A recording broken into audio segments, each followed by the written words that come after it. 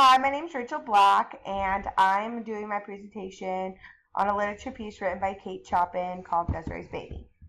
Here on the right is a picture of Kate. She was born as Kate O'Flaherty in St. Louis, Missouri on February 8, 1850 to Eliza and Thomas O'Flaherty. She attended Sacred Heart Academy, where she graduated top of her class. During so, she earned several medals. She was elected Elite Children of the Mary Society and gave the commencement speech at her graduation. She only had one female childhood friend, Kitty Garche. Kitty's family was pro-slavery in St. Louis during this time, was pro-North, which was during the Civil War. So during so, they were banished from the city. But after the Civil War, Kitty moved back, and they were friends up until last known record until Kitty joined the Sacred Heart Academy as a nun. Her father died when she was young on All Saints Day, and she grew up in a house full of women. This is probably where she gets a lot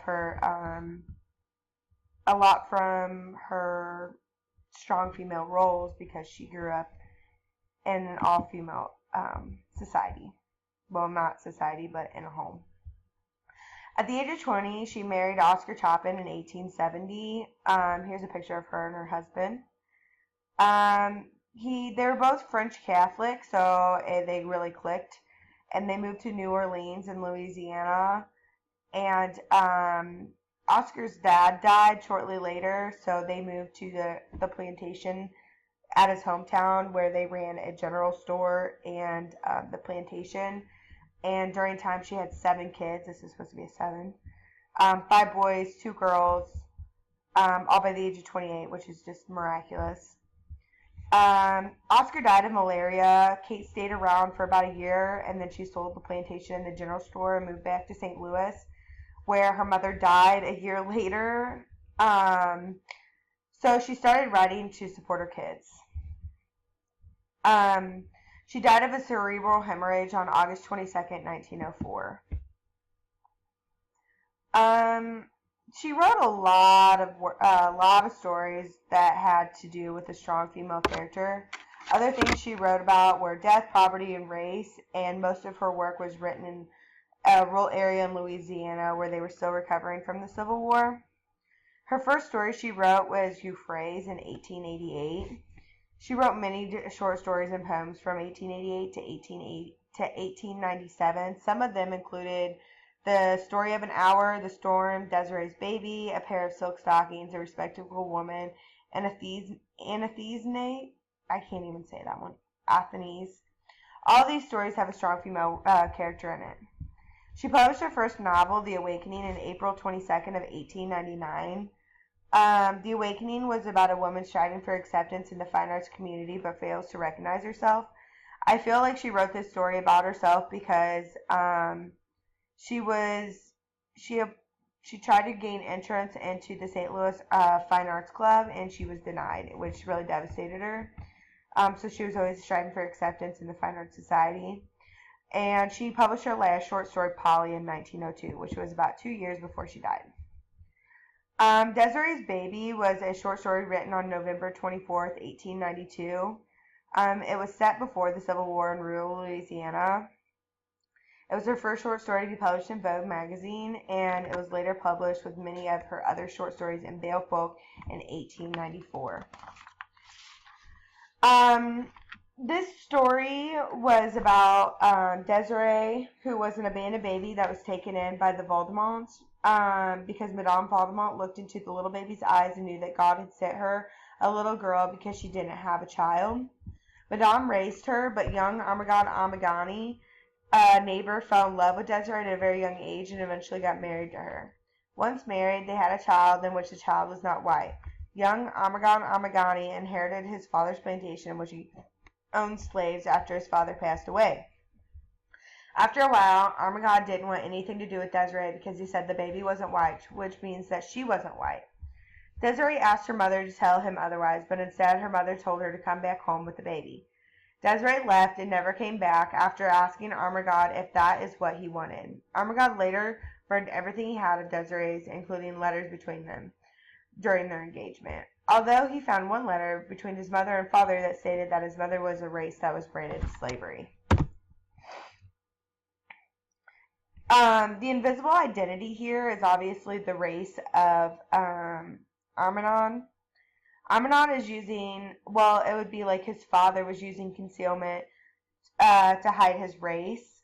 So by not revealing his invisible identity, he is gaining from white privilege. He is able to conceal this invisible identity because he has lighter skin because his father is white, but his mother is black. But he got more of the skin of the white than he did the black. He gets to gain from white privilege because even though he's black, he gets to own slaves, and he's able to maintain a high status in society without being treated differently.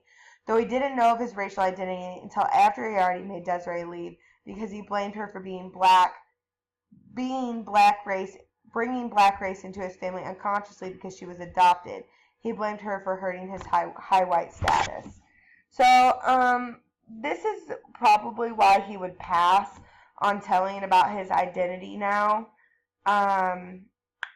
Because during this time, it was before the Civil War.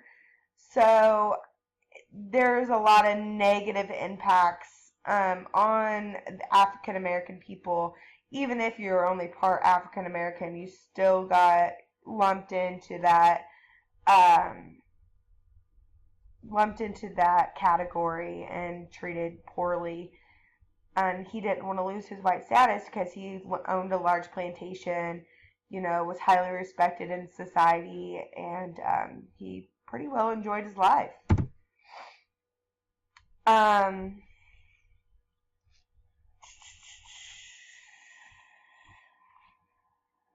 Like many of Kate's stories that she wrote, she had a strong female character, and Desiree's obviously a strong female character because she was adopted at a young age. She doesn't know her biological heritage to know if she was white, Native American, Asian, whatever she was. She just assumed she was white because she grew up in a white family, and her mother never told her otherwise, or what would be her adopted mother. I would hope that Armanon would tell Desiree about his biracial identity to get the woman he loves back, because he was so in love with her. Like, it was a love that everyone thrives for. But I don't know if he will, because then, then he would have to trust her that he would keep she would keep his secret.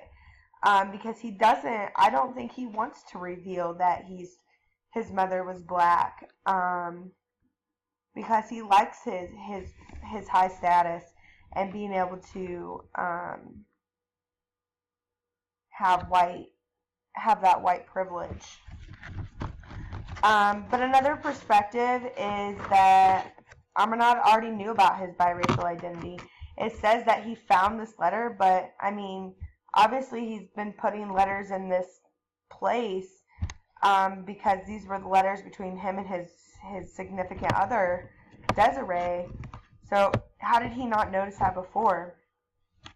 And maybe he just blamed Desiree so he didn't have to reveal his invisible identity, so he could maintain his high status and his slaves and not have to tell anyone about it.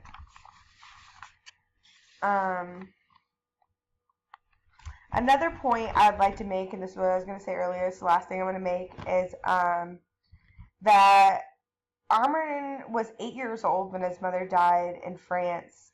How did you not know that your mother was black? I mean, at 8, I knew what color my skin was, and for him to not know that just blows my mind. Maybe it's the education level at that time, I don't know, but I feel like maybe that would be another way he would have already known his identity. But during this time, the dominant race uses interest converters to make life easier for the white race. This is true because the white race has said that the Negroes were nothing more than slave labor, that they are not people, that they are property. they treated the blacks like they weren't anything because it made the white race better. But thanks for listening. Hope you enjoyed. Have a great summer.